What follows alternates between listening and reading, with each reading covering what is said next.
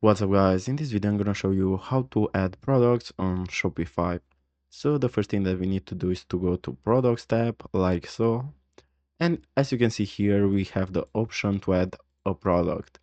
Now what we want to do is to click on add product, and now we want to describe our product, and for the sake of this tutorial I will add an Air Force One shoe.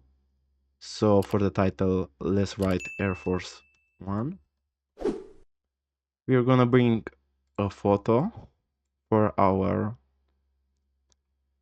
product, like so. Also, we can set the price. Let's do $4.99 and compare price. This is a higher price than ours. Let's do for this $5.99. Also, we can add a cost per item. This means how much you pay for the item or how much it costs for you to make. Let's do 400, like so.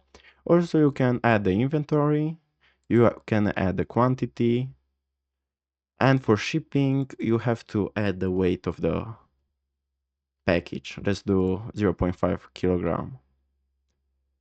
Also, you can add the category meta field, or you can add whatever you want to personalize it. So now what we want to do after we completed all the process, we want to save it.